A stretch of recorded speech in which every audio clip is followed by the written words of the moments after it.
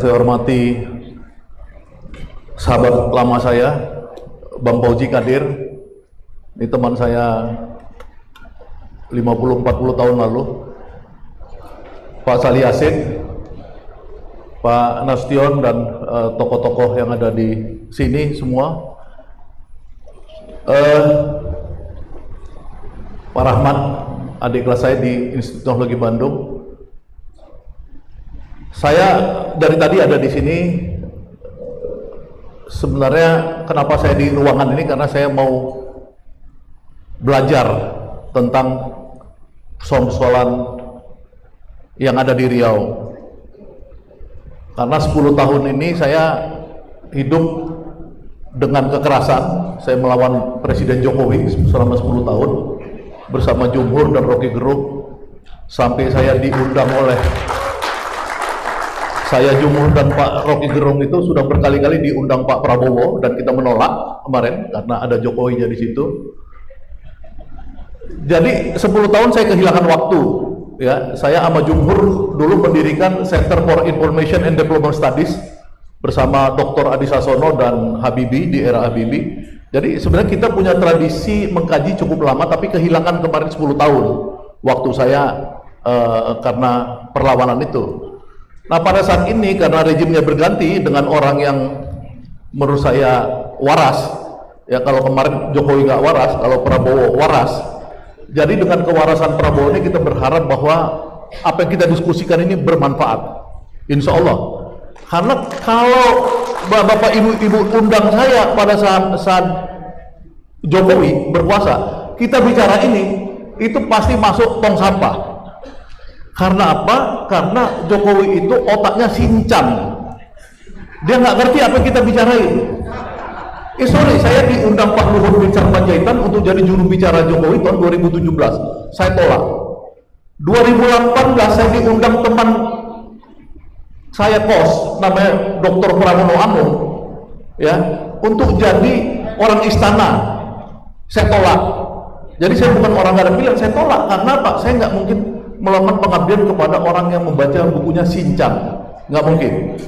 Jadi kalau Pak Salih Yasin, dulu saya teman berpikir saya adalah Pak Sarwan Hamid. Itu hari-hari sama saya Pak Sarwan. Jadi Pak Sarwan Hamid itu waktu Bapak jadi gubernur pertama kali, kalau nggak salah saya zaman Pak Sarwan Hamid, itu teman diskusi saya bersama Adi Sasono dan lain-lain. Dari mulai beliau itu asospor. Jadi tradisi saya adalah tradisi berpikir. Jadi kalau dalam rejim Prabowo ini insya Allah kita ada kesempatan untuk perbaikan, dan kalau Allah ngasih jalan maka kita akan berhasil. Diskusi kita ini kita jadikan kenyataan. Sebenarnya saya punya paper yang saya bisa tampilkan di layar ini, if ya, seandainya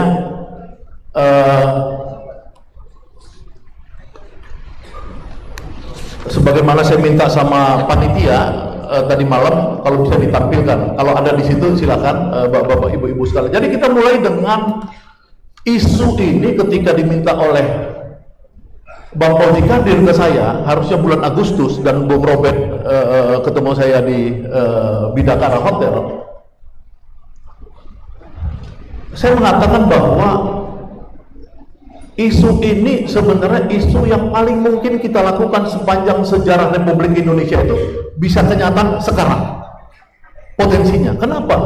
Ya, lihat di dalam paper saya itu, di halaman pertama saya itu yang saya tampilkanlah bapaknya Prabowo Subianto. Bapaknya Prabowo Subianto ini Profesor Sumitro Jojo Hadikusumo bersama Dr. Muhammad Natsir pada tahun 1956 itu melakukan pemberontakan di daerah-daerah yang disebut dengan PRRI dan Permesta. Nah, tapi pemberontakan itu sekali lagi saya harus ralat namanya, karena ketika Susilo Bambang Yudhoyono presiden kita memberikan gelar pahlawan kepada Dr. Muhammad Natsir dengan perdebatan yang seru yang saya tahu di situ, akhirnya karena waktu itu Jenderal Sudirman, ya, Jenderal Sudirman yang dulu juga dianggap memberontak kepada pemerintahan Soekarno, karena Soekarno mau tunduk pada Belanda, tapi Jenderal Sudirman tidak mau tunduk, ya kan, melakukan perlawanan, dianggap pemberontak, dan kemudian Susilo Bambang Yudhoyono dibandingkan antara satu yang di militer Sudirman dianggap tetap pahlawan, kenapa yang di sipil Natsir tidak dianggap pahlawan? Maka akhirnya diputuskanlah waktu itu oleh Dr. Susilo Bambang Yudhoyono agar Dr. Muhammad Natsir diangkat jadi pahlawan. Oleh karenanya kita melihat gerakan dari Pak Natsir dan orang tuanya presiden kita sekarang, Profesor Sumitro Djodjadikusumo, itu bukan sebagai pemberontakan, tapi adalah seperti yang kita lakukan pada hari ini, menuntut keadilan pada daerah-daerah seperti Riau ini. Bapak-bapak, ibu-ibu sekalian, memang ya dalam pembangunan yang berkeadilan kita sudah yakin seyakin-yakinnya dalam sistem yang seperti sekarang ini tidak mungkin ada keadilan bisa dicapai. Dan itu bukan kita yang ngomong. Yang ngomong itu adalah presiden sendiri sekarang, Presiden Prabowo, dan berkali-kali di-emphasize oleh adiknya Hasim Jojo Hadikusumo. Ya, beberapa kali adiknya mengatakan ya bahwa Prabowo itu hanya jadi presiden untuk menjalankan pikiran-pikiran dari papi, dari bapak kami, dia bilang. Artinya apa? Artinya bagaimana membangun masyarakat di daerah-daerah itu bisa betul-betul unggul. Tadi saya menyimak bahwa bapak-bapak, ibu-ibu sekalian itu sudah banyak berdebat tentang hal-hal yang baik sifatnya struktural ya maupun sifatnya detail pada perencanaan pembangunan. Ya, kalau di ITB, di jurusan sipil, di jurusan saya geodesi, jurusan planologi, persoalan isu-isu pembangunan itu adalah persoalan yang biasa. Tapi yang penting ini adalah teriakan-teriakan dari masyarakat adat tadi, bagaimana secara struktural kita bisa mampu mengatasi persoalan ini. Apa yang struktural tadi? Yang struktural tadi itu yang dibilang Pak Nasution tadi, kalau ada 1 juta hektar lahan ilegal di Riau ini, bagaimana lahan itu bisa jadi milik rakyat? Itu problem strukturalnya. Yang sekarang kita lihat, Pak Luhut bin Sarpanjaitan datang ke Prabowo mengatakan bahwa 3,3 juta hektar lahan, yang tentu 1 jutanya tadi di Riau ini, 1 jutaan, itu mau diputihkan asal mereka bayar pajak. Iya kan, itu maksud saya. Oh iya, kalau dia diangkat lagi, maka ini pertarungan Pak pimpinan. Ini pertarungan kita. Saya datang kemari untuk bagian dari pertarungan itu. Bagaimana Prabowo bisa didengar? Ya, jadi dari tadi saya WA-WA dengan Profesor Sukmin Dasko Ahmad tentang situasi di sini. Ya, dia adalah salah satu tangan kanan Pak Prabowo. Insya Allah dalam waktu dekat 1-2 hari lagi saya ketemu dengan Bapak Hasim Jojo Hadikusumo. Ya, saya akan masuk pada tema ini. Saya akan angkat ini kepada mereka.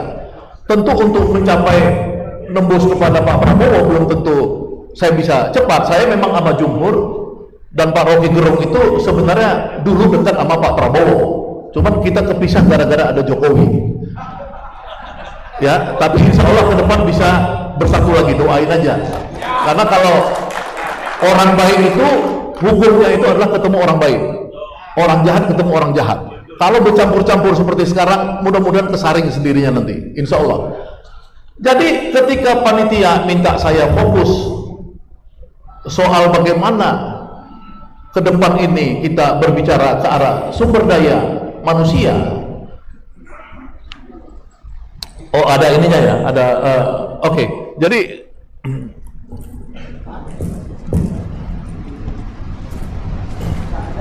terima kasih karena udah bisa ditampilkan. Ini sebenarnya yang terjadi di Riau ini ketika mereka melakukan gerakan Riau Merdeka, ini kan sama juga dengan teman-teman di Aceh dan di Papua, ya, terutama Ambon. Sekarang Ambon muncul lagi Pak sekarang, karena mereka ini dari zaman Pak Harto sampai sekarang, ya, lebih ngeri dari kita nih. Mereka dari Riau, dari zaman Pak Harto sampai sekarang belum ada satupun jadi menteri orang Maluku dan Ambon.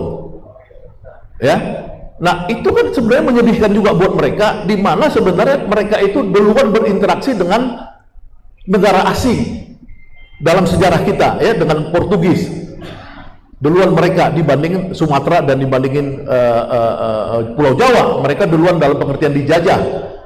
Nah, kita kemarin beberapa tahun lalu teman-teman di Riau sudah melakukan gerakan Riau Merdeka, dan saya ingat betul waktu itu teman-teman di Riau itu menakutkan pemerintah pusat karena waktu itu saya dan Pak Jumhur adalah tangan kanan Pak Habibie.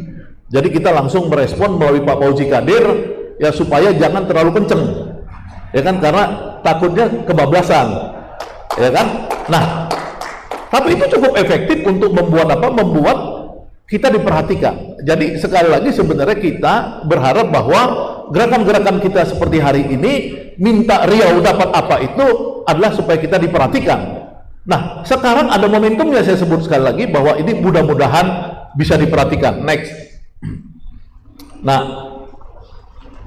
saya yakin pada Pak Prabowo Subianto ini, ya, mungkin Pak Sali Asih tentu lebih tahu karena beliau pernah jadi atasan daripada Pak Prabowo, ya. Tapi saya yakin, karena apa? Karena saya yakin orang kan saya bisa lihat dari karakter dan dia anak siapa, dan dia bacaan bukunya apa. Ya, kalau orang baca buku Ghostplate sama buku Shinchan itu pasti beda, Pak. Iya kan? Kalau orang baca Ghostplate, dia keluar bukunya namanya Indonesia Paradox. Jadi buku panduannya ini adalah Indonesia Paradox. Ya, kalau orang baca Shinchan tentu nggak tahu itu keluarnya apa. Nah, Pak Prabowo itu orientasinya memang dia orientasi memakmurkan rakyat. Udah pasti dia itu. Dia pasti memakmurkan rakyat. Orientasi, ya, by orientation gitu. Jadi orang ada orientasinya memang ke sana. Dia berkali-kali mengatakan dan dia melakukan itu.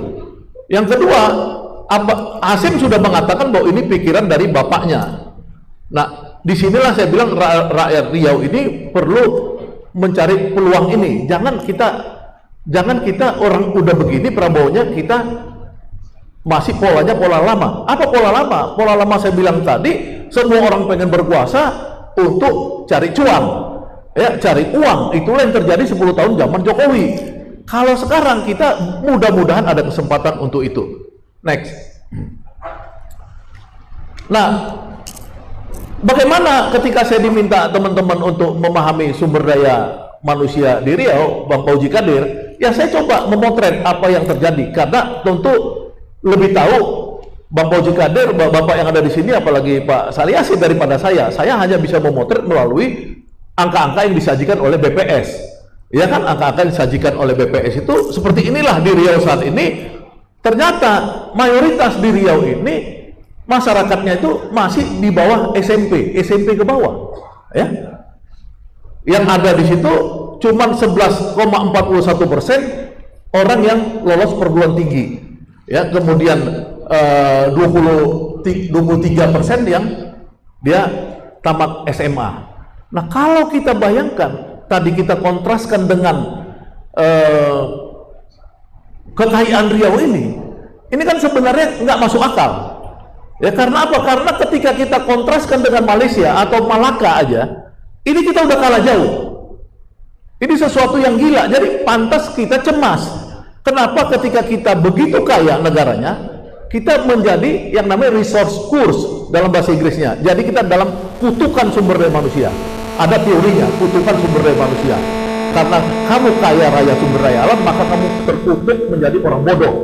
Ini banyak sekali terjadi di negara-negara Afrika dan lain-lain. Nah, kita tentu harus melawan kutukan itu, kutukan tanda petik, ya. Kita sebagai umat beragama, ada ajaran untuk berjihad, hijrah, dan lain-lain. Kita tentu harus merebut ini. Allah mengatakan kita tidak akan berubah nasib kita kalau tidak kita sendiri yang merubah nasib itu. Nah, ini kesempatannya. Jadi pertanyaan itu, ya, di Riau itu begitu, ya, apalagi kalau kita misalkan 11,41%. Jadi orang-orang yang tamat dari perguruan tinggi itu juga harus didalami. Di mana dia perguruan tingginya? Ya, kalau misalkan di Riau ini nanti masuk perguruan tinggi yang sebenarnya hanya untuk ngejar ijazah, ya, seperti Pak Bahlil kemarin ngejar ijazah doktor, ya, itu tidak banyak gunanya nanti untuk apa? Untuk pembangunan masyarakat insani Riau ini. Jadi ini harus diselidikin. Kalau kita bandingkan dengan yang namanya PISA tadi, PISA itu adalah cara mengukur secara internasional tentang kemampuan literasi, kemampuan matematik, dan kemampuan sains itu. Nah, ini mungkin Pak Rahmat nih sebagai alumni ITB bertanggung jawab untuk mendetailkan bagaimana anak-anak kita ini nanti juga terukur secara internasional. Karena apa? Karena orang Indonesia ini suka memanipulasi angka. Jadi kejahatan utama di Indonesia ini adalah memanipulasi angka-angka BPS. Ini yang paling bahaya, ya Pak Rahmat ya, paling bahaya. Karena apa? Karena apa? Untuk ABS, asal Bapak senang. Jadi laporan itu laporan yang bagus-bagus semua. Next. Nah, inilah contoh BPS kita, ya. Kita selalu mengatakan kita tuh hebat karena IPM Riau 74,95, ya kan? Tapi ini kita ngukurnya bagaimana? Pertama, ukuran BPS Indonesia ini tidak standar internasional karena tidak ada inequality di situ. Karena yang benar tuh namanya Inequality Human Development Index. Itu satu udah kacau Indonesia nih. Yang kedua, di Indonesia nih kita tidak pernah tahu, ya, ini negara paling buruk di dunia Indonesia nih. Kenapa? Kita tidak pernah tahu cara mengukur income. Kalau kita selalu melihat itu ukurannya pengeluaran. Maka kalau kita membandingkan dengan Singapura, dengan Malaysia, dengan apa? Kita tanya, apakah kita orang miskin atau orang kaya? Karena kalau di Singapura atau di Malaysia, yang diukur income orang. Indonesia 79 tahun merdeka, Pak Rahmat benar? Tidak tahu orang BPS itu gagal mengukur income. Padahal untuk IPM yang sebenarnya, Human Development Index yang sebenarnya, yang diukur itu income bukan pengeluaran. Kalau kita ukurannya apa? Pengeluaran. Ya, jadi itu life expectancy, harapan hidup, kemudian masa pendidikan tadi, kemudian pengeluaran, harusnya income. Itulah membuat Indonesia ini rusak. Karena apa? Karena sampai sekarang kita nggak tahu income masyarakat Indonesia itu berapa, ya, kita nggak bisa ngukur. Nah, jadi kita nggak boleh puas dengan klaim bahwa di Riau misalkan 74,95. Memang, tapi kamu mau ngukur nggak dengan Malaysia? Mau ngukur nggak dengan Singapura? Yang mereka ukurannya udah bener. Kalau diukur ke sana, kita jadi bodoh. Ngelihat orang Malaysia, ngelihat orang, bukan Riau aja, Indonesia jadi bodoh. Ya, orang-orang Indonesia itu sampai sekarang kalau dia tamat SMA di sini, dia nggak bisa langsung masuk sekolah ke Australia, nggak bisa langsung masuk sekolah ke Eropa, ke Amerika, nggak bisa Pak, karena kamu itu harus menyesuaikan lagi 1 tahun di sana paling sedikit baru bisa masuk ke sana. Itulah sedihnya kita sebagai bangsa ini. Karena apa? Karena standarisasi kita itu hanya untuk kita bangga-banggakan di dalam negeri, jago kandang. Next.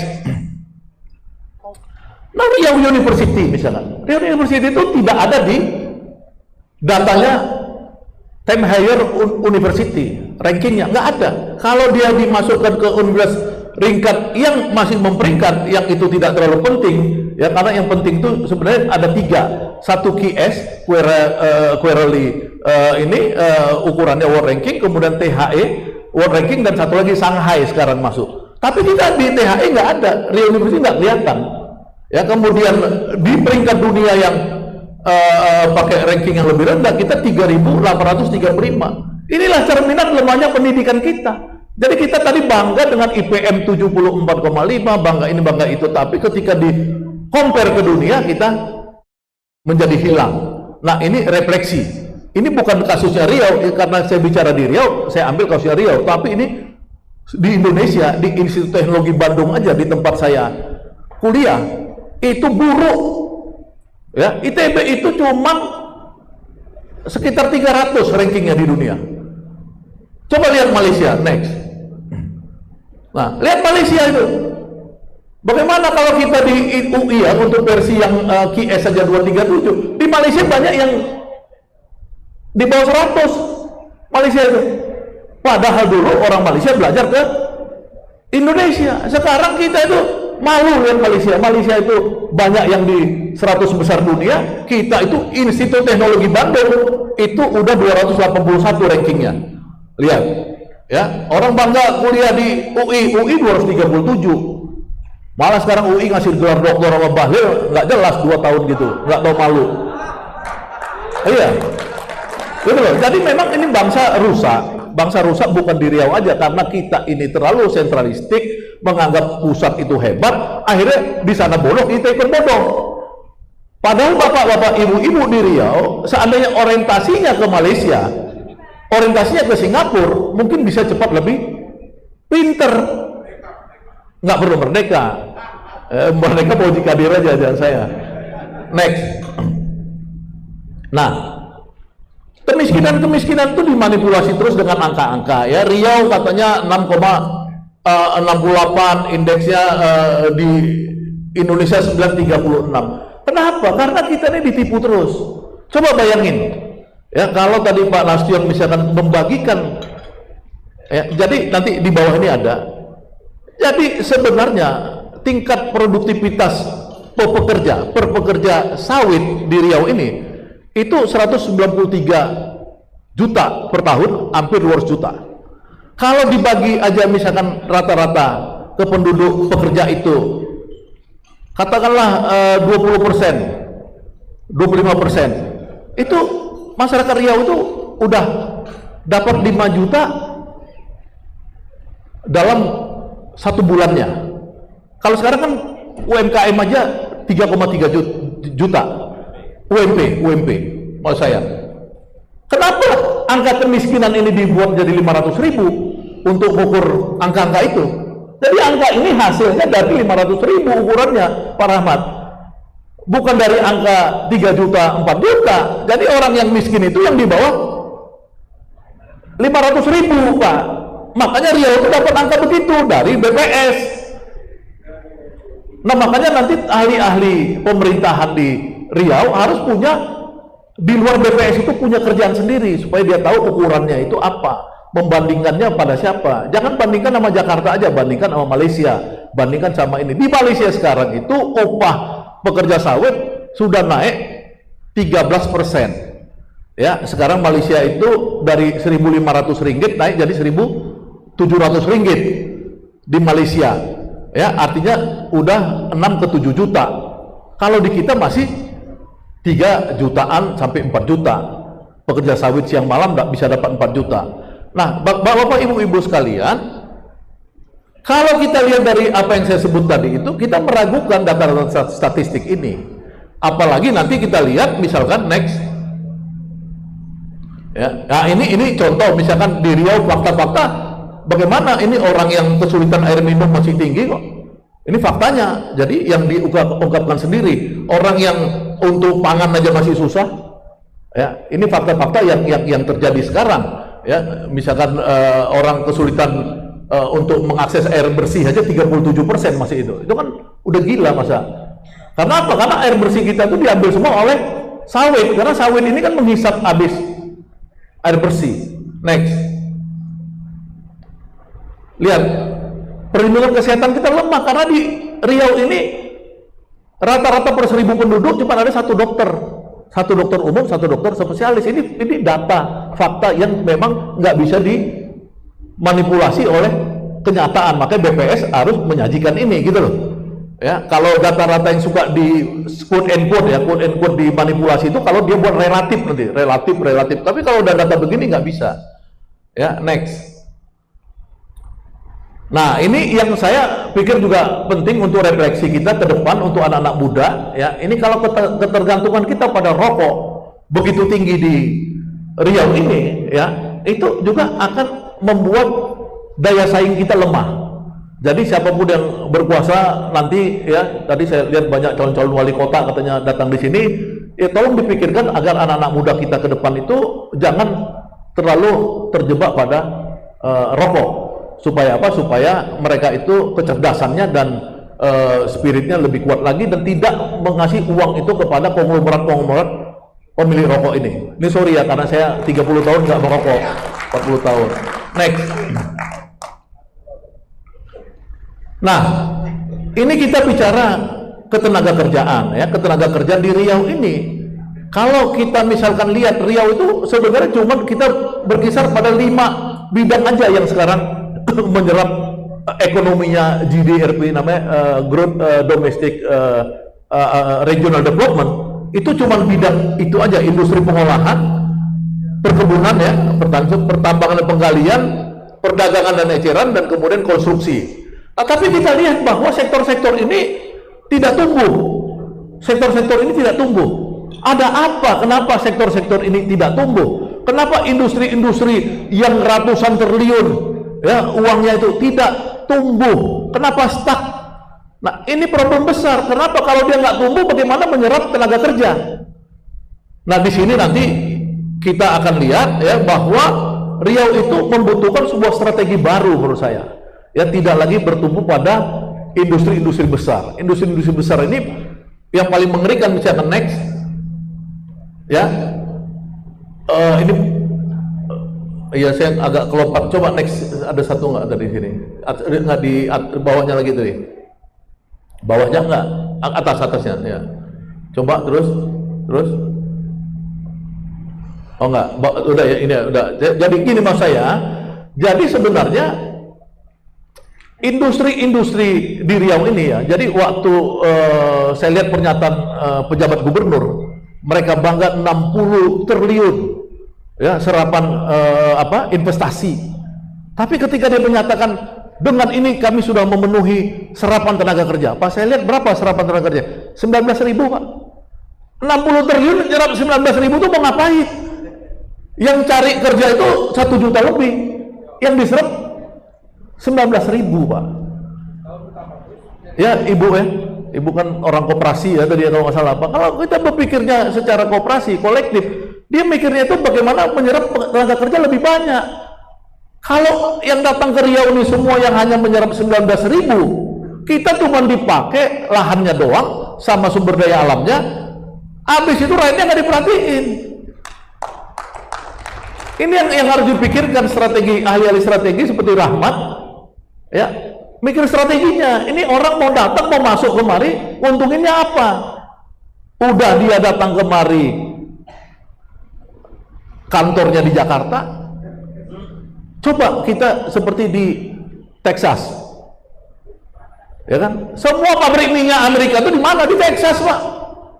Anak-anak ITB itu yang ahli-ahli minyak ITB itu di mana semua? Kantornya kalau ke Amerika, sekolahnya di Texas. Jadi laskar-laskar itu maklumatnya itu adalah meminta kepada seluruh perusahaan-perusahaan minyak, kantornya harus di Riau ini pusatnya. Iya, kalau itu terjadi maka Indonesia itu bisa sejahtera. Artinya apa? Artinya kantor Telkom di Bandung udah ada, kantor kereta api di Bandung udah ada, kantor apa, jadi dibagi-bagi sesuai dengan industrinya sebagai ini supaya adil, termasuk nanti adil karena dia pungut pajaknya di situ, karena pungut pajaknya misalkan di Pekanbaru, nanti wali kota Pekanbaru akan untung. Karena apa? Karena dia punya upah pungut pajak. Nah gitu-gitu, belum lagi multiplier efek dan lain-lain. Nah saya karena waktunya juga nggak banyak, sedikit lagi ya. Nah ini yang ini pekerja sektor perkebunan di sini harus diperhatikan karena dia 3,3 juta orang ada di situ di Riau ini. Jadi setengah penduduk Riau itu ada di sektor perkebunan. Nah next ya, ini upah tadi next. Nah ini tadi yang pengangguran pemuda ya. Saya curiga pengangguran pemuda ini besar sekali di Riau. Karena waktu saya lihat data 1,1 juta orang mau di training untuk prakerja, kartu prakerja, ya itu pernyataan resmi ya, sendiri daripada Pemko provinsi, bahwa dia akan mentargetkan 2024 dia akan mentraining 1.100.000 orang. Kepala saya langsung pikir pasti itu yang pekerja pemula, pemuda dan lain-lain. Bayangin kalau di Jakarta itu secara nasional 9,9 juta, bisa jadi kita di Riau ini juga angkanya cukup tinggi, pemuda-pemuda pengangguran. Ini bahaya untuk kelangsungan Riau ke depan. Next. Nah ini pelatihan kerjanya. Next. Nah ini yang saya sebut tadi, produktivitas kita di ASEAN itu lemah. Ya itu bandingan kita nomor berapa? Nomor berapa pun kecil ya. Singapura oke lah di luar kita, tapi Brunei itu udah jauh sekali sama kita udah nomor 5, kecil lagi ya. Jadi maksud saya itu kita harus refleksi, kalau orang Riau ini tidak mencontoh Malaysia, Singapura, Brunei, ya, menyontohnya Jakarta. Kasihan. Ini saya bicara sebenarnya mau nanti kalau saya duduk di Aceh saya ngomong gitu juga. Karena saya percaya pikiran Pak Habibie dulu, Profesor Habibie waktu mengatakan si Jori, itulah kegagalan. Kenapa kegagalan? Saya tanya sama teman saya waktu itu Menko Perekonomian, Bang, kenapa abang nggak masukkan yang tadi Pak Salih Asid tadi ngomong, kenapa nggak masukkan jembatan Selat Malaka itu? Kan kalau si Jori jembatan Selat Malaka, orang-orang di sini SMP SMA udah bisa akses sekolah ke sana. Dia bilang, Gan, hati-hati Gan, dia bilang nanti bisa merdeka Riau. Gila nggak coba kepalanya? Hah? Itu otaknya kan otak menurut saya otaknya tuh kacau lah, kacau. Dia bilang target pemerintahan saya waktu itu, teman saya bilang target pemerintahan adalah membangun Selat Sunda supaya kita negara kesatuan Republik Indonesia terhubung Sumatera dan Jawa. Tapi kita nggak terhubung aja udah miskin, apalagi terhubung. Saya sama Pak Salih Asid tadi agak berbeda pendapat saya, Pak, karena kalau semakin infrastruktur ini semakin terintegrasi, Pak, tapi dikuasai oleh 10 konglomerat yang kata Pak Hasim itu ngerampok sebuah sumber daya kita, makin cepat deh, Pak, habisnya. Lebih bagus nggak terhubung. Lebih bagus kita terhubungnya ke yang ada growth persaudaraan itu, ke Malaysia misalkan. Tapi saya nggak tahu, mungkin pandangan dari orang-orang militer atau apa dia beda, tapi saya sebagai orang sipil saya lebih senang bagaimana masyarakat Riau ini SMP udah bisa sekolah ke Malaka, sekolah ke Malaysia dan lain-lain. Jadi pulang-pulang pinter, jangan ke sana jadi TKI. Gitu. Terus next. Nah, itu tadi saya bilang itu harus investasinya itu, nah ini tadi ya Pak Gubernur, itu investasinya kita perlu yang padat karya, Pak. Cuman berapa ratus next. Ya. Jadi inilah contoh di industri kita ya, Bapak Ibu, ini data BPS. Kita hanya punya 366 perusahaan yang super besar, yang dia itu dengan nilai produksinya 485 triliun. Ya, itu gede sekali 485 triliun. Dia cuma menyerap 80.000 pekerja, 79.000 koma. Gila nggak coba? Yang kecil-kecil dikumpul begitu banyaknya ribuan, ya mikro dan ini itu cuma 5,9 triliun ininya apa namanya nilai produksinya. Dia menyerap sama jumlahnya. Ini nggak adil. Ini harus dibuat di tengah-tengah yang disebut sebagai industri menengah. Ya, untuk apa? Untuk downstream dari industri besar itu ada di sini. Jangan downstreamnya itu ada di Jakarta semua. Nggak bisa, itu harus dilawan. Lawan, teman-teman, harus lawan. Jadi konsep kita harus ada. Kita konsepnya ini nggak boleh lagi yang lama ini.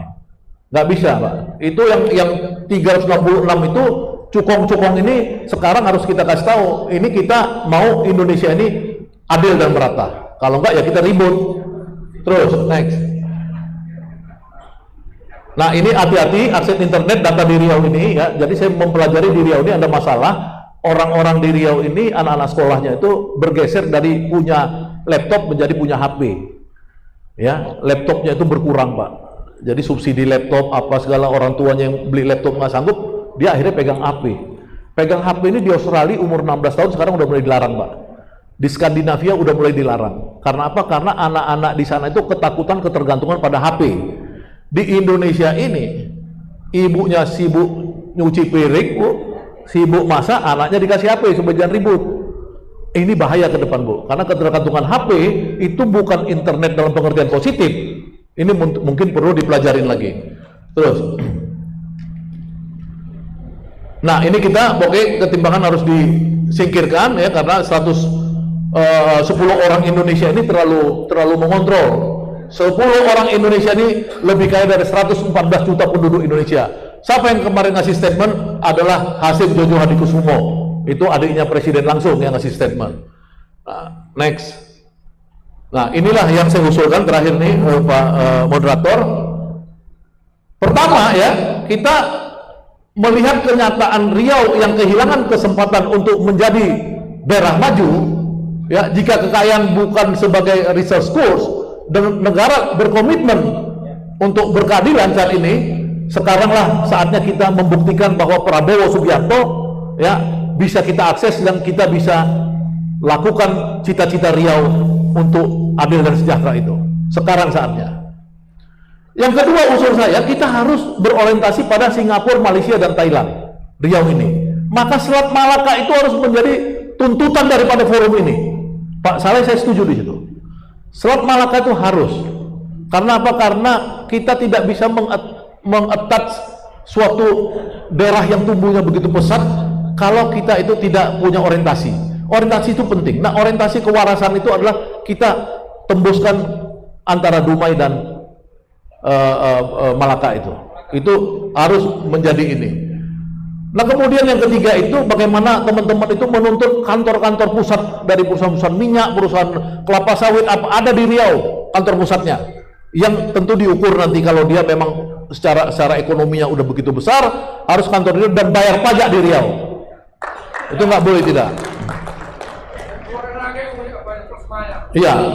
Nah, kemudian kita harus memastikan itu soal bagaimana pembangunan institusi sosial dan kultur. Ini saya melihat, ya, 57% penguasa lahan rakyat, kalau benar itu ada lahan rakyatnya, ya, kalau kadang-kadang kan lahan rakyat tapi di atasnya cupong juga.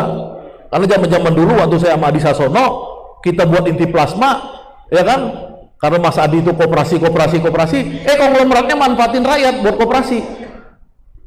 Nah, tapi dari data yang ada, 57% penguasa tanah rakyat itu adalah transmigran atau ex-transmigran, artinya pendatang. Itu pasti ada konflik sosial ke depan seandainya tidak ada suatu akulturisasi yang lebih pasti di Riau ini. Karena ini persoalan budaya dan institusi sosial. Teman-teman dari lembaga adat, lembaga ini harus terbuka. Ya, karena apa? Karena kita nggak boleh lagi melakukan satu denial. Jadi bilang, oh lo orang pendatang, nggak bisa lagi Pak. Karena apa? Karena udah maksudnya udah terlalu banyak, nggak bisa. Tapi yang kedua, kita harus hati-hati karena Prabowo punya Kementerian Transmigrasi. Kalau dulu kan Kementerian Transmigrasi masuk ke tenaga kerjaan, sekarang sendiri ada Menteri Transmigrasinya. Takutnya Riau ini jadi sasaran transmigrasi lagi. Nah, usul saya transmigrasi di Riau jangan ada dulu. Hah? Oh, udah habis tanahnya. Ya, tapi kalau bisa jangan ada supaya apa? Supaya selesaikan dulu persoalan yang ada sekarang. Itu harus masuk dalam rekomendasi. Nah, yang keempat tentu teman-teman harus buat suatu maklumat deklarasi kepada Pak Prabowo. Ya, kalau saya Bapak kasih maklumatnya, kan teman-teman berharap saya bagian daripada memperkuat. Pertama tentu di media saya akan ikut memperkuat. Yang kedua saya akan memberikan itu kepada Pak Dasko yang sekarang Wakil Ketua DPR, pasti saya akan kasihkan ke dia dan dia pasti terima. Yang kedua ke Pak Hasim Jojo Adikusumo saya akan kasih, ya, dan saya yakin mereka akan senang menerima pikiran-pikiran itu karena ini sekarang saatnya kita bersama mereka untuk mewujudkan cita-cita keadilan secara bersama ini. Itu mungkin pandangan-pandangan saya. Mohon maaf kalau kelamaan. Terima kasih. Wabillahi taufiq wal hidayah. Wassalamualaikum warahmatullahi wabarakatuh.